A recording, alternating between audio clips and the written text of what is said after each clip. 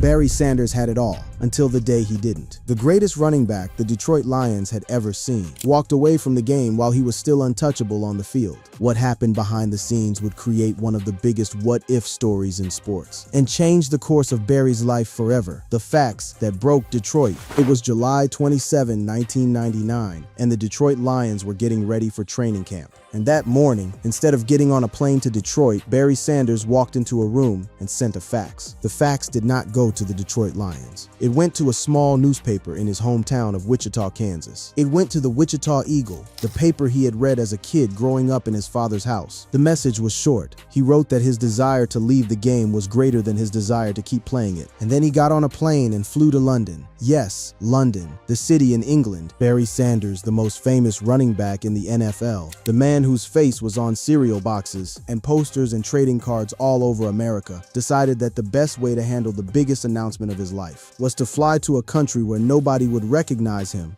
Back in Detroit, the city woke up to chaos. Sports radio stations across Michigan lost their minds. Callers were crying on the air. Some were angry, some were begging, some were just confused. How could the best player on the team, the best player in the entire league at his position, the man who carried the Lions on his back for 10 straight seasons, just walk away the day before training camp without telling anyone, without even saying goodbye? The Detroit Lions front office was just as lost as the fans. They had not been warned. They had not been given a chance to talk him out of it. They had not been given a chance to offer him more money, or a trade, or anything at all. The first they heard of it was when reporters started calling, asking for comment on news that had just shown up in a Kansas newspaper. They had nothing to say because they had nothing to give. The financial side of what Barry did was almost as shocking as the decision itself. He was leaving behind somewhere around $20 million in future earnings. That was generational wealth he was walking away from without a second thought. And it got worse because the Lions would later come after him for part of his signing bonus.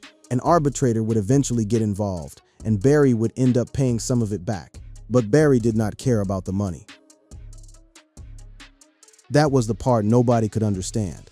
To understand how big this moment was, you have to understand what Barry Sanders meant to Detroit. Before he arrived in 1989, the Lions had not finished with a winning record since 1983. The fans had grown used to bad football. They had grown used to false hope every August and disappointment every December. Then Barry arrived, and everything changed. Suddenly, there was a reason to watch every single play. On any given handoff, you might see something you had never seen before.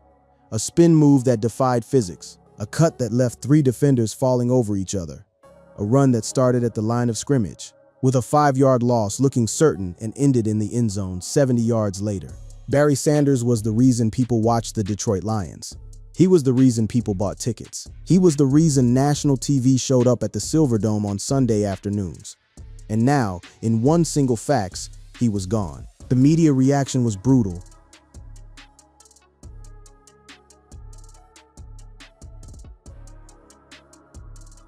Some columnists called it quitting.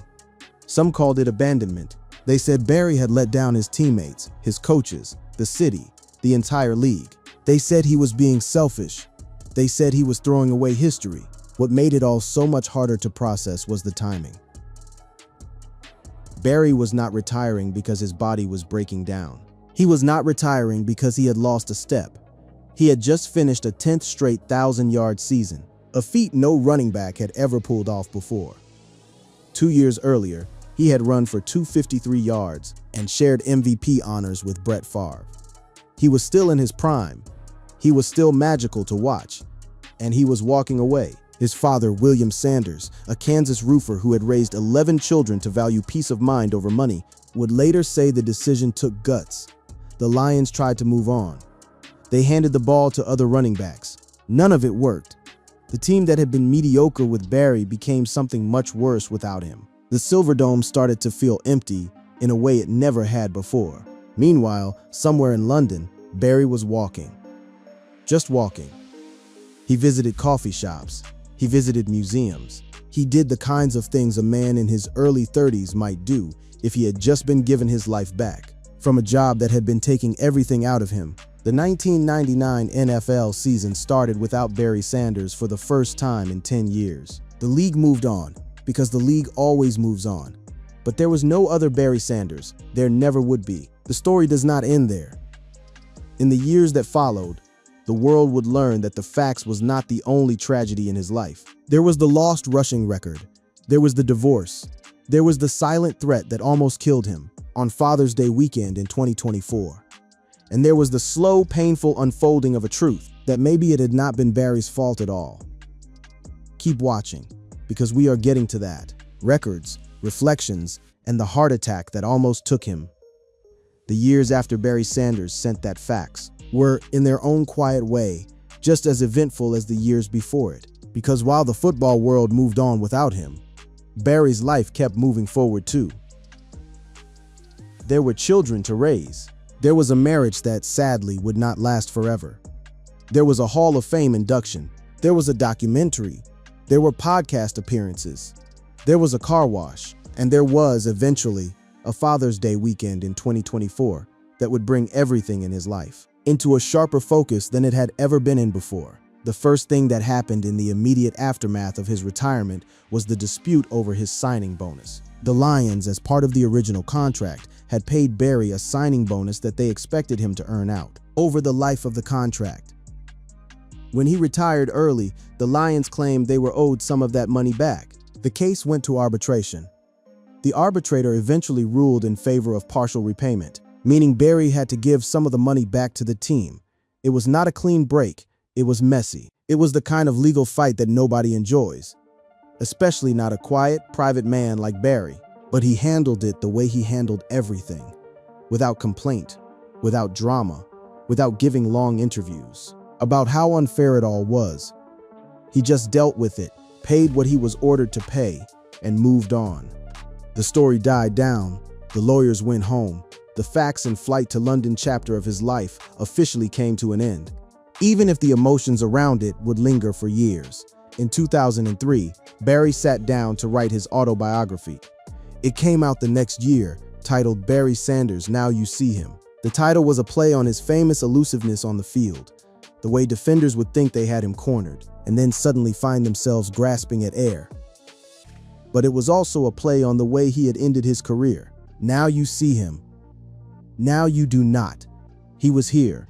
He was gone. And the book was his first real attempt to explain, in his own words, what had happened and why. The book did not solve every mystery. Barry was not the kind of writer to spill every secret onto the page. But it gave readers more of his perspective than they had ever gotten before. It explained the frustrations with the Lions' front office. It described the slow erosion of his passion for the game. It walked through the months of reflection that had led to the decision. And it made clear, in a way that nobody could really argue with, that the choice he had made was the right one for him, even if it had been hard for other people to accept. A year later, in 2004, Barry got the call that almost every great football player dreams of getting. He was being inducted into the Pro Football Hall of Fame. His career, despite ending early, despite missing the all-time rushing record by less than 1/500 yards, despite never winning a Super Bowl, was considered worthy of football's highest honor. And the Lions, for their part, retired his number 20. No one else in Detroit would ever wear that number again, at least not for a very long time. The Hall of Fame induction was, in many ways, the formal closing of one chapter of his life. It marked him, officially, as one of the all-time greats. It put his name alongside the legends of the game, men like Jim Brown and Walter Payton and Eric Dickerson and all the other running backs, who had ever been considered the best of the best. It was a recognition that what he had done on the field, in just 10 seasons, was enough to put him in any conversation about the greatest running backs in NFL history. But Barry, being Barry, did not let the Hall of Fame go to his head. He did not start showing up at every football event in America. He did not become a constant presence on television. He did not turn into the kind of retired player who tries to stay relevant by being loud and opinionated about every issue in the game. He went home. He raised his kids. He kept his life private. He let the legacy be what the legacy was going to be, without trying to manage it or shape it or change it. The years in between his Hall of Fame induction and the modern day were, for Barry, mostly quiet. He raised his 4 sons. He stayed connected to the city of Detroit and the Lions organization, even if his feelings about the old front office regime were complicated. He did charity work quietly, without making a big deal about it. The way his father had taught him to do good things without expecting recognition. He was, by all accounts, a happy man living a peaceful life. Then, in 2012, came the divorce from his wife, Lauren Campbell Sanders, the marriage that had produced 4 sons, including Barry J. Sanders, who would go on to play college football himself, came to an end. The details of the divorce were kept private, the way Barry kept most things private. There were no tabloid stories. There were no public arguments. The marriage simply ended, and Barry moved into the next phase of his personal life, continuing to be a father to his sons, continuing to navigate the complications of being a famous person in a world that does not always respect privacy. One of his sons, Barry J. Sanders, would go on to play college football at Stanford and later at Oklahoma State, following in his father's footsteps to some degree. Barry was supportive but not overbearing. He let his son make his own choices about football, the way William had let him make his own choices about going to Oklahoma State all those years ago. The pattern of fathers letting sons find their own paths, while still being there to support them, continued into the next generation of the Sanders family. The 2010s were mostly a period of Barry living his life out of the spotlight. He showed up at events when he was asked. He gave the occasional interview. He stayed connected to the Lions in his role as a kind of unofficial ambassador for the franchise. But he was not trying to be famous anymore. He was not trying to milk his legacy for attention. He was just a man, living his life, watching his kids grow up, doing the things that mattered to him. Then 2023 happened, and the spotlight came back. In a big way. The Detroit Lions, finally starting to be a competent organization after years of dysfunction, decided to honor Barry in a way that he had never been honored before. They unveiled a bronze statue of him outside Ford Field, the stadium where the Lions had been playing for years. The statue showed him in mid-run, captured forever in the kind of pose that had defined his career. It was a beautiful gesture, a permanent recognition of what he had meant to the franchise. The same year, a documentary came out on Prime Video. It was called Bye Bye Barry, and it dug deep into the story of his retirement.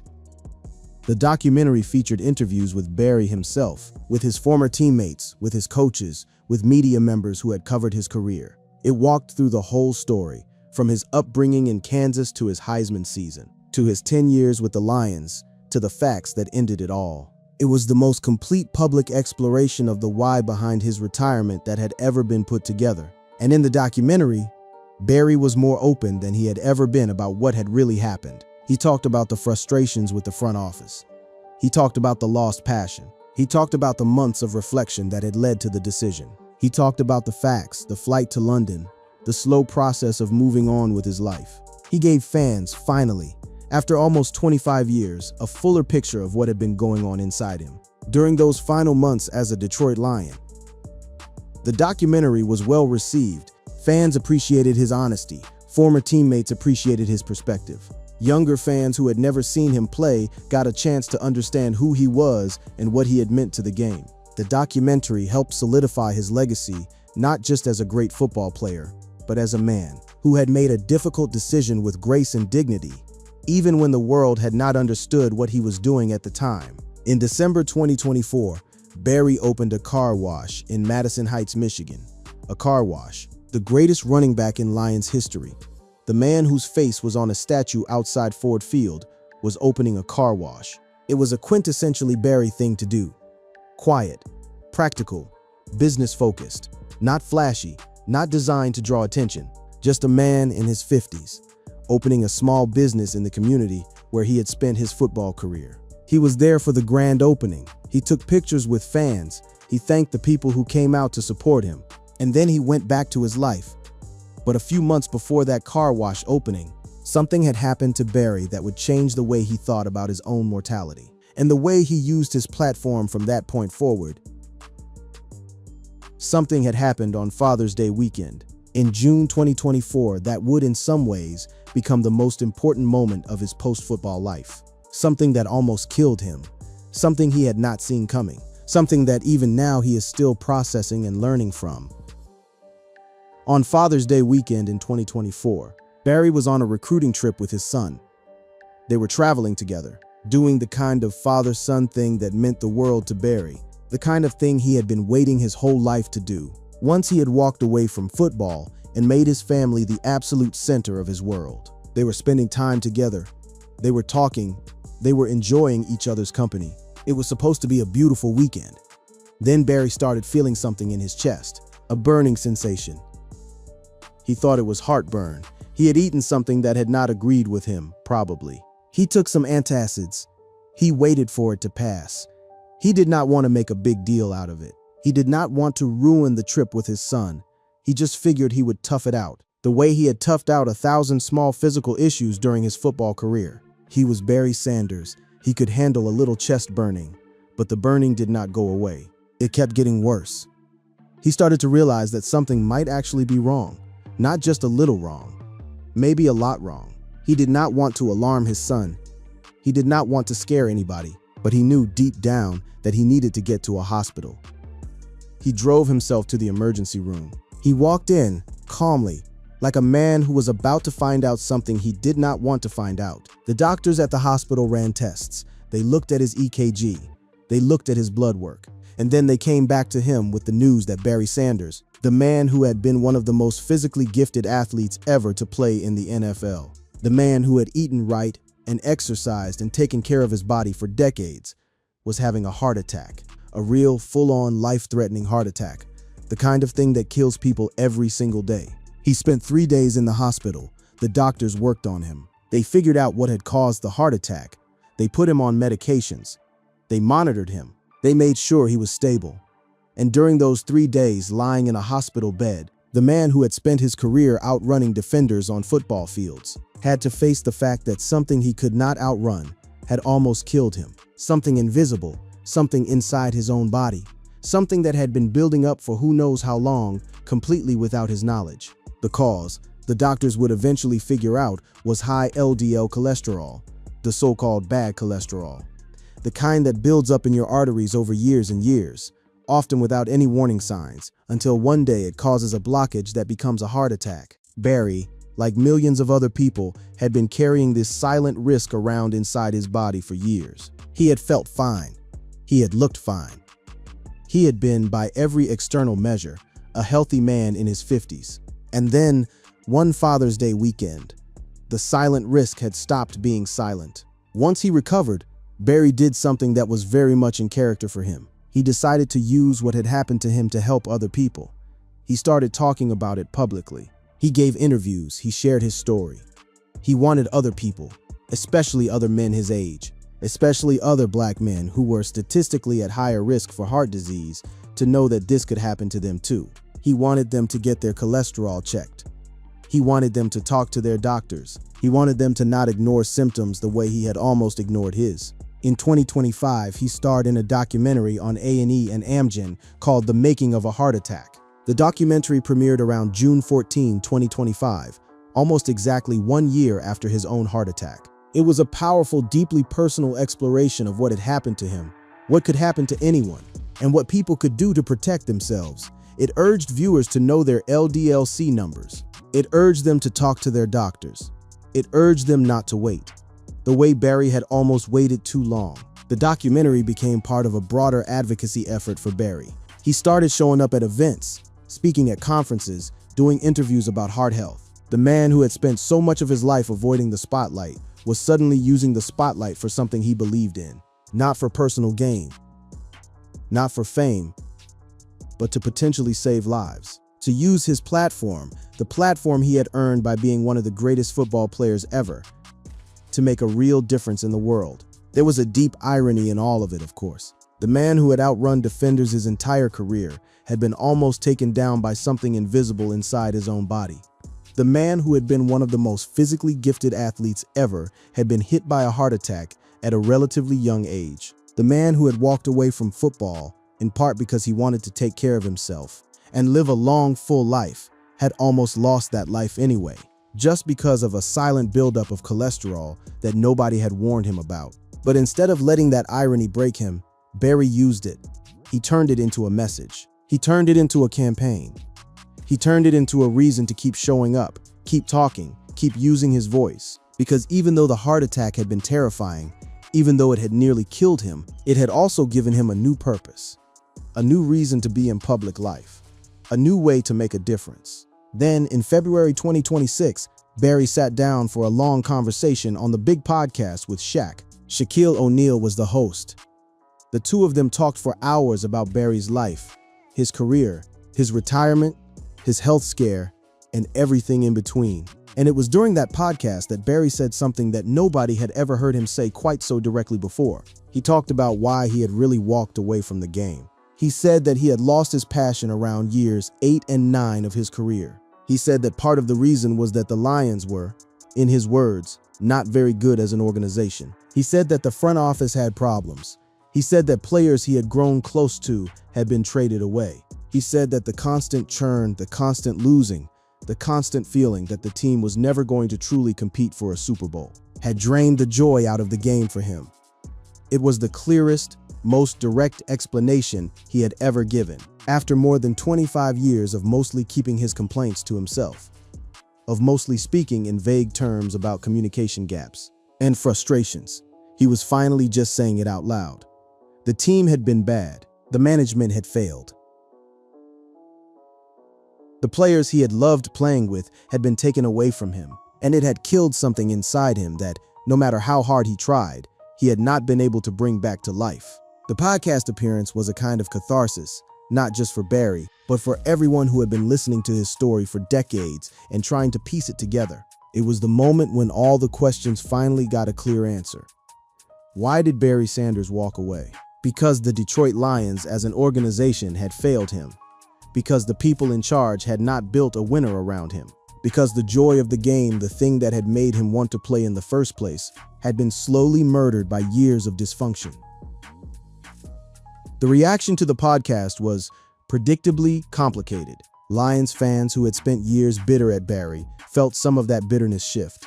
Many of them had always suspected that the front office had been the real problem. But hearing Barry say it himself, finally, gave them permission to fully blame the people who deserved to be blamed. Some fans went so far as to say that both Barry and the old Lions organization owed the fans an apology because the way it had all gone down had hurt the franchise's trajectory and fan trust for years. But the broader public sentiment, the sentiment that had been building for years, through the documentary and the interviews and the slow drip of revelations, was one of respect. Respect for Barry's honesty.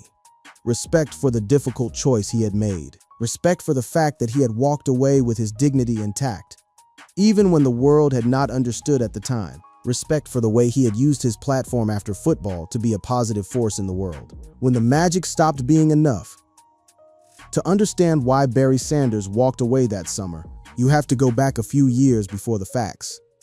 You have to go back to the very peak of his career, to a moment when he was doing things no other running back in the history of football had ever done. You have to go back to 1997, to a season that should have been the beginning of something even greater, but instead turned out to be the beginning of the end.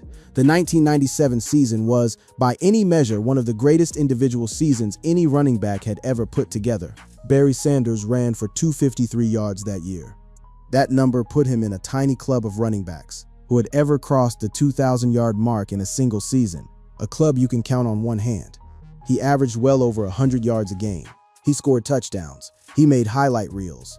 He carried the Detroit Lions on his back to the playoffs.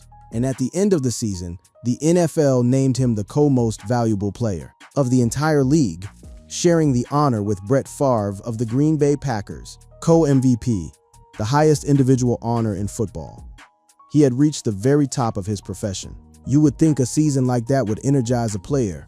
You would think it would make a man hungry for more. Most players would have ridden a season like 1997, all the way to the end of their careers, chasing rings and records, until their bodies finally gave out. But something strange was happening inside Barry Sanders. The numbers kept coming. The yards kept piling up. The highlight reels kept getting longer. But somewhere deep inside, something was slowly shutting down. The fire that had burned in him since he was a kid in Kansas, the fire that had pushed him through Oklahoma State and into the NFL, was starting to flicker.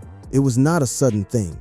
It was a slow, creeping feeling that had been building for years. The feeling that no matter how many yards he ran for, no matter how many defenders he made miss, the Detroit Lions were never ever going to be a championship team. Not under the current ownership. Not under the current front office. not under the current way of doing things. The 1998 season was the breaking point. The Lions finished 5-11, a disaster by any standard. The team that had gone to the playoffs the year before fell apart almost immediately. Players got hurt, players got traded, players got cut. The locker room felt different. The whole building felt different. Barry kept doing his thing. He ran for over 1,000 yards again, just like he always did. He found ways to make plays even when the offensive line could not block, even when the passing game could not threaten anyone. He was still Barry Sanders. He was still magic, but the team around him was a mess, and the mess was getting worse, not better. And he started to ask himself a question he had probably been avoiding for years. Was it worth it? Was it worth showing up every Sunday and giving everything he had? If the team was never going to give him anything back, was it worth playing through the bumps and bruises and the long flights and the cold weather and the endless practices if the end result was always going to be the same? He went home to Wichita after the 1998 season. He spent time with his family. He thought. He prayed. He talked to his father, William, who had always been. He went on long walks. He sat in silence. He tried to imagine what training camp would feel like in July. He tried to imagine breaking off long runs and putting up another 1,000-yard season. And every time he tried to imagine it, something inside him shut down. The image would not come together. The excitement would not be there. There was just emptiness. There was just the same old Lions team, the same old losing, the same old feeling of being trapped in a situation he could not fix, no matter how many yards he ran for. That was the moment, somewhere in those long months between January and July, when Barry Sanders made his decision. He did not announce it. He did not tell his agent. He did not tell his teammates. He did not even tell the Lions front office. He just made the decision quietly, the way he did everything in his life. He spent months thinking about the best way to handle the announcement. He knew it was going to cause a storm. He knew the media would lose its mind. He knew the fans would be devastated. He knew there would be financial consequences, including the loss of millions of dollars in future salary and possible disputes over his signing bonus. He thought about all of it, and he decided that the best way to handle it was the way that gave him the most peace. No press conference, no big announcement, no drama. Just a quiet message sent to a hometown newspaper, and then a plane ticket out of the country, so he could be alone with his thoughts while the world processed what he had done. There is a moment in every great athlete's career when they have to make a choice. They have to decide whether to keep going or whether to stop. Most athletes do not get to make that choice on their own terms. Most have it made for them by injuries, by age, by the team cutting them loose. The body breaks down, the skills fade, the phone stops ringing. That is how most careers end. Barry Sanders was different. He was making the choice himself while he was still at the top of his game, while every team in the league would have given anything to have him on their roster. He was choosing to stop. And in a sport where stopping is something usually done to you, choosing to stop on your own terms was almost unheard of. Some people called it weakness. Some people called it selfishness. Some people called it a betrayal. But the people who knew Barry best, the people who understood the kind of man his father William had raised him to be, called it something else entirely. They called it strength. They called it self-respect. He valued his peace of mind more than another paycheck. He valued his sense of self more than another season. He valued the quiet, simple life he had been raised to live, more than the loud, complicated life that professional football had been trying to make him live. And when those two things came into conflict, he chose the quiet life, without hesitation, without apology. That choice, more than any spin move, more than any broken tackle, more than any 1,000-yard season, is what defines who Barry Sanders really is. The plan was simple. He chose London for a reason. It was far enough away. It was big enough to disappear into. It was a city where American football was not the dominant sport. Most people there had never even heard of him. He could walk down the street and just be a guy. On the morning of the announcement, he sat down with the message he had been thinking about for weeks. He kept it short. He kept it simple. The reason he was retiring, he wrote, was that his desire to leave the game was greater than his desire to keep playing it. That was it. He could have written 1,000 words about the Lions front office. He could have named names. He could have settled scores. He chose not to because Barry Sanders did not make excuses for anything in his life. The facts went through. Within an hour, the story was everywhere. Sports talk radio went into meltdown mode. Television networks broke into their regular programming. Meanwhile, Barry was already at the airport. His bags were packed. His passport was in his pocket. He felt free. He felt like a man who had finally laid down a burden he had been carrying for years without realizing how heavy it had become. This is what makes the story a true tragedy. Not because Barry was unhappy in his life after football. He was not. By every account, he found peace and joy in his retirement. The tragedy is not in what happened to Barry. The tragedy is in what was lost to the rest of us. The games we never got to watch him play. The highlight reels we never got to see. The record he never got to break. The Super Bowl he never got to lift over his head. But to really understand the kind of man who could walk away from all of that, who could leave the money on the table, and the record on the table, and the city of Detroit on the table without looking back, you have to stop looking at the football for a minute. You have to stop looking at the stats and the highlight reels, and the front office and the lost teammates. You have to go back to where it all started. Back to a small house in Kansas, full of kids, run by a father who worked with his hands and a mother who held everything together with prayer. Because the answer to why Barry Sanders could do what he did in 1999 was not written in any NFL season. It was written a long time before that, in the way a quiet kid from Wichita was raised to see the world. Long before Barry Sanders was the most magical running back in the National Football League, he was just one of 11 children growing up in a hard-working family in Wichita, Kansas. He was born on July 16, 1968, into a household where money was tight, where work was constant, and where complaining was something that simply was not done. His father, William Sanders, was a roofer. He spent his days on top of houses, in the Kansas heat, fixing roofs for people who could afford to pay him. His mother kept the household together, raising 11 kids in a home that was always full of noise, full of life, and full of the kind of values that would shape Barry into the man he would eventually become. Barry was not raised to think he was anything more than any of his brothers or sisters. He was not told he was destined for greatness. He was not pushed into sports by parents who saw dollar signs when they looked at him. He was just a kid, one of many, growing up in a working-class neighborhood in Kansas, doing the things that working-class kids do.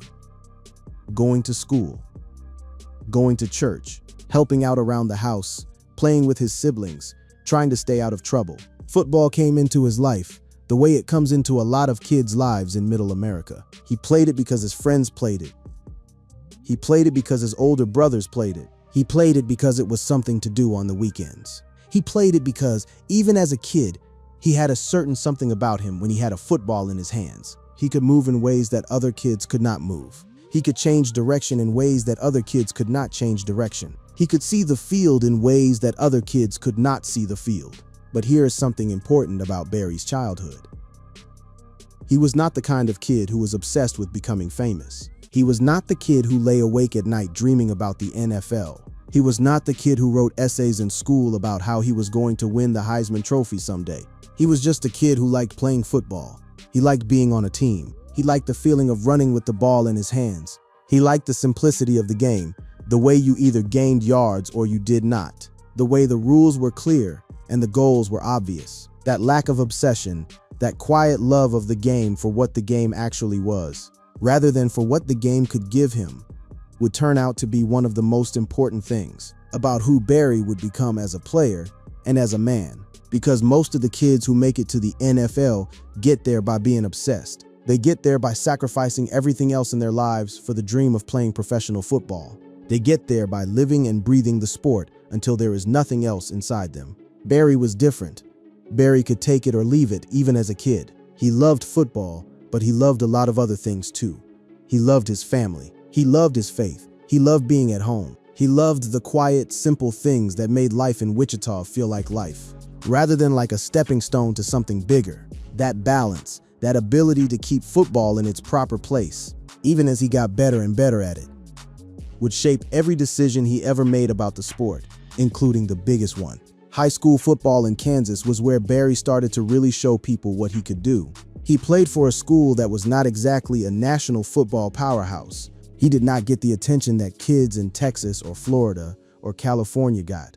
Recruiters did not flock to his games. Big-time college coaches did not show up at his practices. He was good, very good, but he was not on the national radar in the way that the top high school running backs in the country were. That bothered him about as much as anything bothered Barry, which is to say, not very much. He kept playing.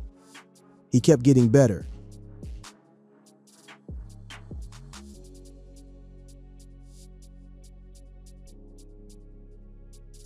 He kept doing his thing on the field, even when nobody was watching. Even when the big colleges did not seem interested. Even when his future in football looked uncertain. He had a feeling deep down that if he kept working, the right opportunity would eventually show up. He did not know how. He did not know when. He just trusted that things would work out the way they were supposed to work out. And eventually, Oklahoma State University came calling. They had seen enough of his film to be interested. They offered him a scholarship. It was not the biggest college football program in the country. It was not even the biggest college football program in its own state. Oklahoma State was the smaller, less famous Oklahoma school, the one that lived in the shadow of the University of Oklahoma in Norman. But they wanted Barry, and Barry, after talking it over with his family, decided to go. His father, William, was hesitant at first about Oklahoma State. He was not sure if it was the right place for his son. He wanted Barry to go somewhere that would give him the best chance to succeed, both as a football player and as a young man. He worried about Barry being far from home. He thought it through carefully, the way he thought everything through carefully, and eventually he gave his blessing. That decision turned out to be one of the most important decisions of Barry's life, because at Oklahoma State, Barry would get the chance to develop in a way that he might not have gotten at a bigger program. He would get more touches. He would get more responsibility. He would get more chances to show what he could do. And when his moment came in his junior year, he would take that moment and turn it into something the world had never seen before. Barry's freshman and sophomore years at Oklahoma State were spent mostly backing up another running back, Thurman Thomas, who would go on to have his own Hall of Fame career in the NFL. Barry got some playing time, but he was not the main guy. He was waiting his turn. He was learning. He was getting bigger and stronger and faster. He was watching how Thomas approached the game, how he prepared, how he handled himself on and off the field, and he was getting ready for the moment when it would be his turn to carry the load. That moment came in 1988, when Barry was a junior and Thurman Thomas had moved on to the NFL. Suddenly, Barry was the main guy. He was the lead running back. He had the keys to the offense. And what he did with those keys was something that the college football world had never seen before, and probably will never see again. He ran for 2,628 yards in a single season, 2,628 in college football in a regular season. That number was so high that it broke records that had stood for years and years. He scored 37 rushing touchdowns that season, 37 in 1 year. He averaged over 190 yards a game.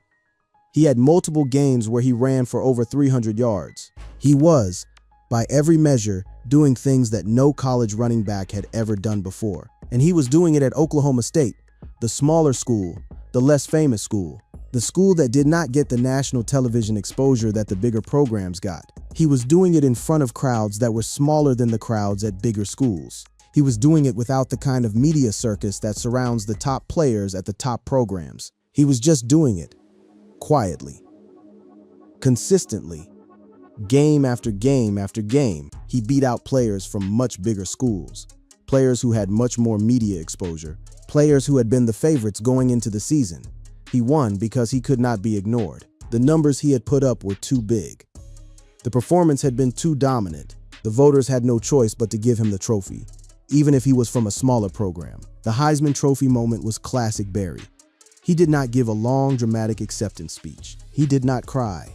He did not talk about how much he had wanted this his whole life. He just thanked his family, thanked his coaches, thanked his teammates, and went back to his hotel room. The whole thing took maybe a few minutes. And then he went back to work, getting ready for whatever came next. What came next was the NFL draft. The Detroit Lions had the 3rd pick. They had been looking for a running back for years. They had been looking for someone who could energize a franchise that had been struggling for as long as anyone could remember. They had been looking for someone who could give Lions fans a reason to believe again. The Lions took him. And after a brief holdout to negotiate his contract, Barry signed and reported to training camp, and his NFL career began.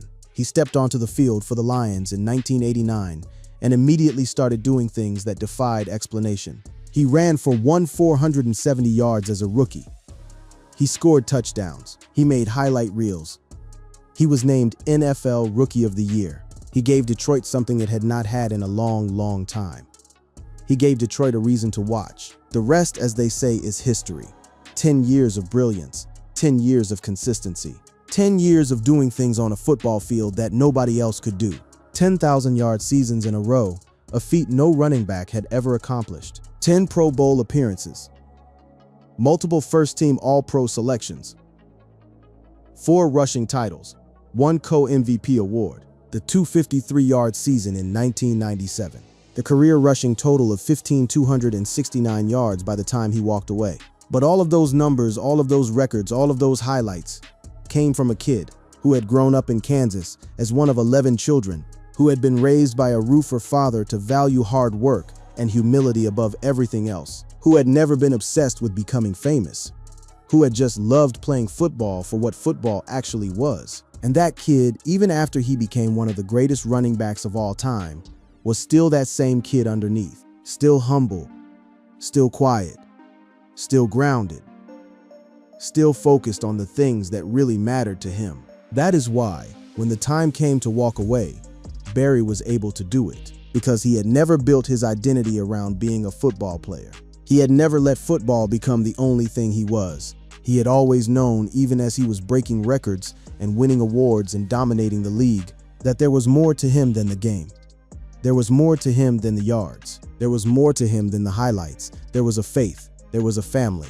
There was a sense of who he was that did not depend on what he did on Sunday afternoons.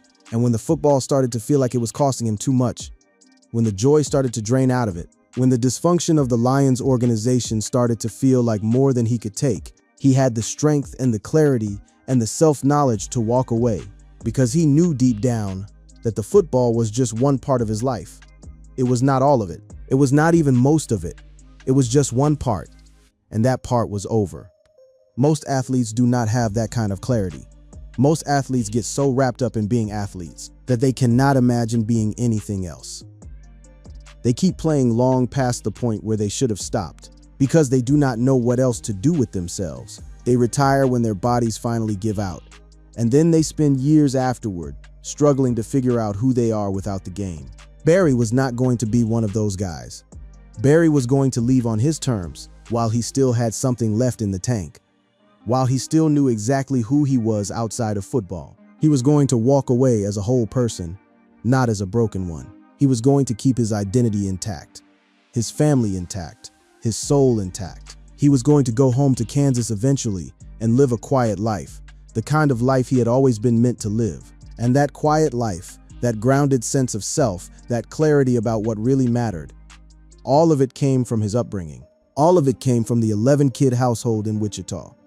All of it came from his father, William, the roofer who had taught his children that a man's word mattered, that hard work mattered, that family mattered, that everything else was just noise.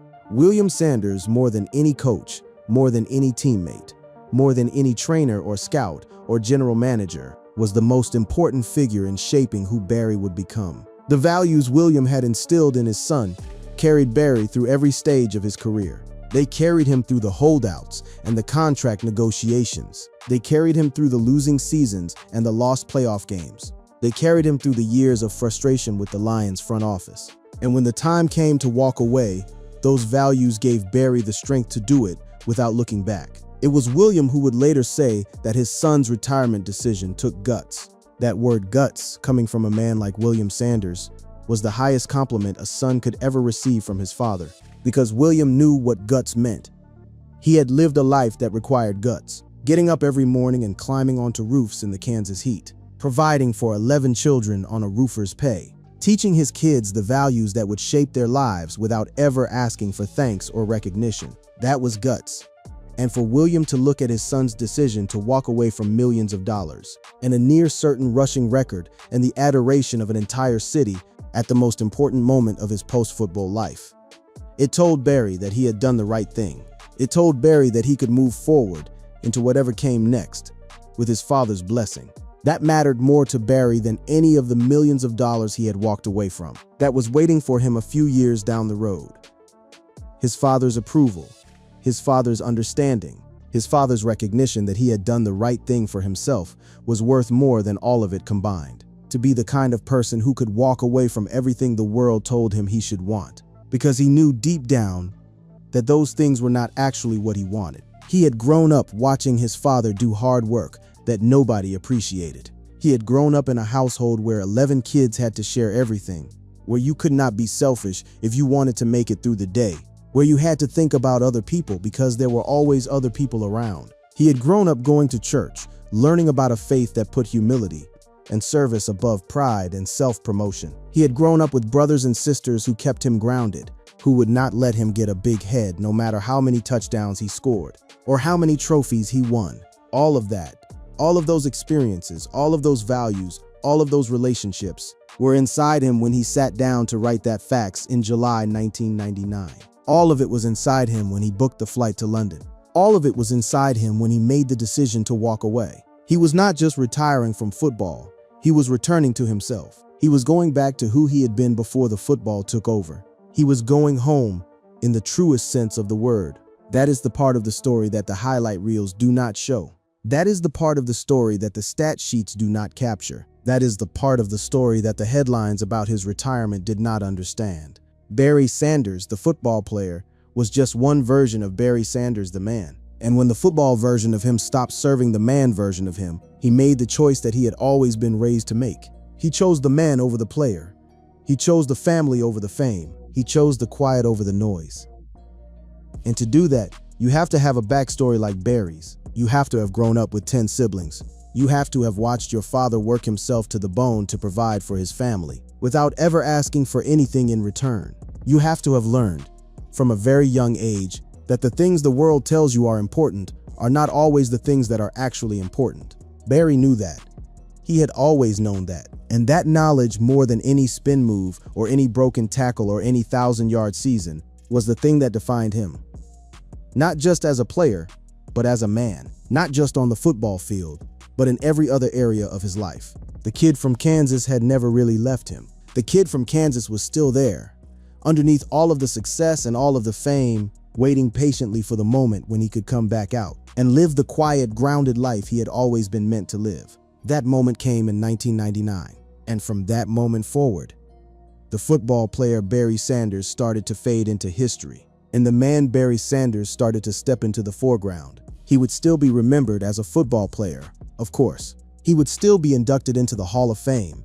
He would still have his number retired by the Lions. He would still be on highlight reels for the rest of his life and probably long after. But the man, the quiet, grounded, Kansas-raised man, would keep living his life on his own terms. He would raise his sons. He would deal with the ups and downs of his personal life, including a divorce in 2012 from his wife, Lauren Campbell Sanders. He would do charity work.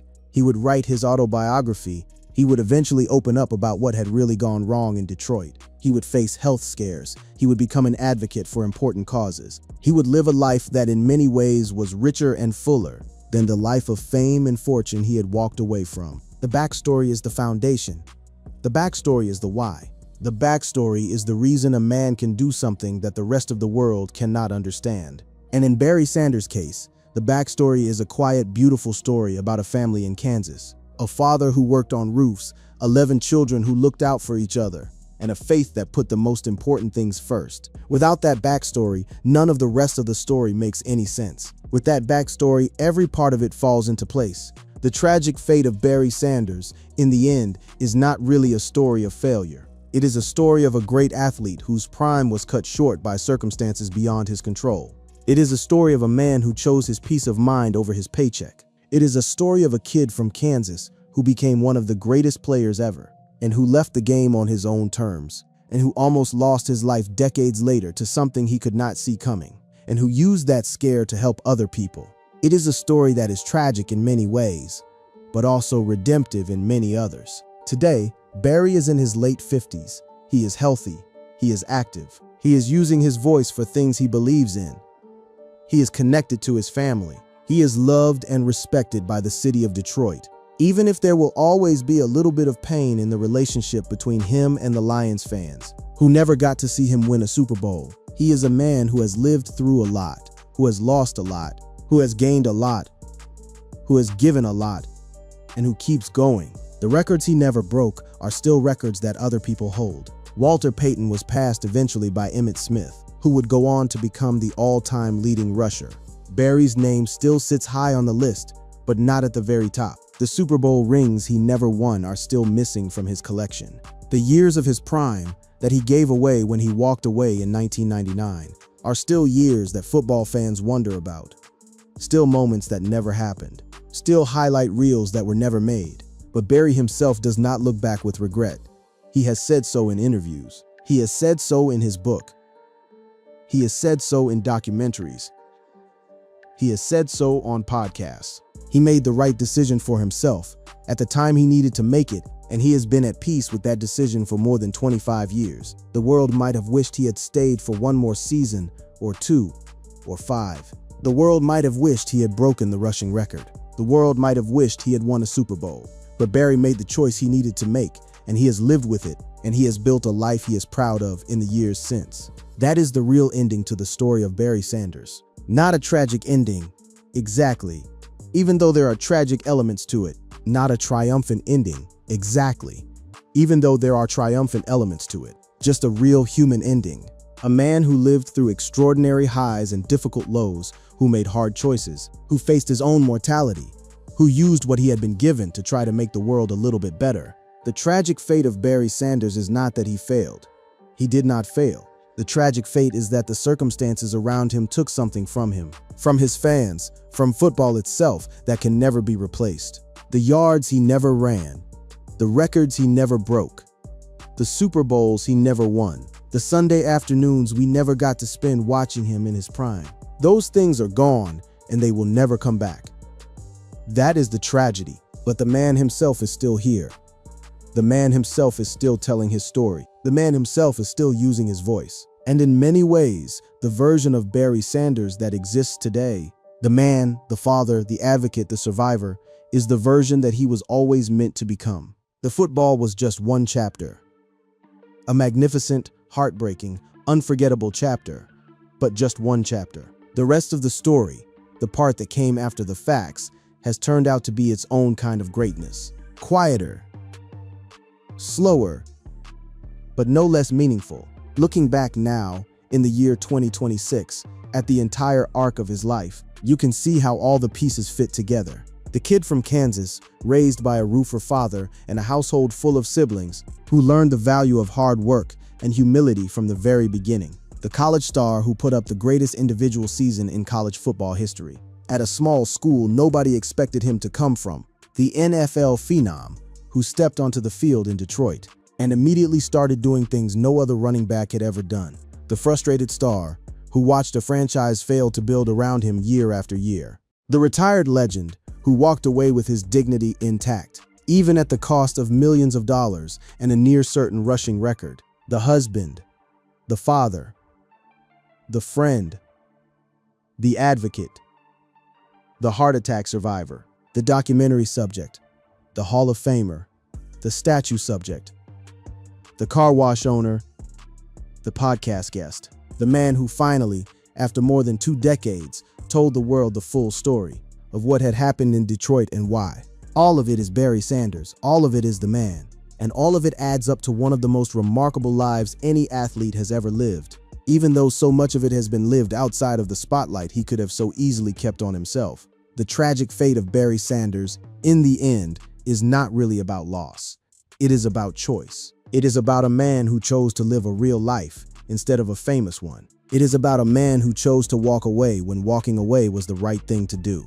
It is about a man who chose to use his second chance, after almost losing his life on a Father's Day weekend, to help other people instead of just thinking about himself. It is about a man who chose over and over again to be the kind of person his father William had raised him to be. And so the story ends not with a fax, not with a flight to London, not with a hospital bed, not with a documentary, but with a man living his life quietly, faithfully, honestly, connected to the people he loves, using his platform for good, telling his truth when he is asked to tell it, going to his car wash, visiting his statue at Ford Field, watching his sons grow into men, helping other people understand the importance of taking care of their hearts, carrying himself every single day with the kind of dignity that his father taught him to have, in a world that does not always reward dignity. That is who Barry Sanders is.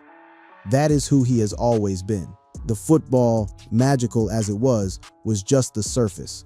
Underneath the football was always this man, this son of William Sanders, this kid from Wichita, this father of four, this survivor, this advocate, this quiet, deeply grounded human being who has lived through more than most people can imagine, and who has come out the other side in 2026, still standing, still speaking, still being himself, no matter what the world wants him to be. The tragic fate of Barry Sanders, when you really think about it, is not actually tragic at all. It is the story of a man who took what life gave him and what life took from him and made something meaningful out of all of it. The yards may be gone. The records may belong to other people. The Super Bowls may have happened for other teams. But the man is still here. The man is still telling his story. And his story, the whole story, from the kid in Kansas to the legend in Detroit, to the survivor in 2024, to the voice for heart health in 2026, is one of the most beautiful, complicated, real stories any football player has ever lived. That is the real fate of Barry Sanders. Not tragic,